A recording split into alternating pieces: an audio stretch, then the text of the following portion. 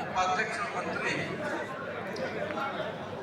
ईश्वर को साक्षी मानकर सत्यनिष्ठा से शपथ लेते हैं कि अपने संघ के नियमों का अक्षर से पालन करेंगे एवं गोपनीयता बनाए रखेंगे।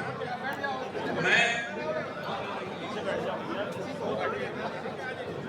Chhattisgarh chamber of commerce and industries द्वारा सौंपे गए कार्यों को पूर्ण निष्ठा एवं उत्तरदायित्व की भावना से संपादित करेंगे।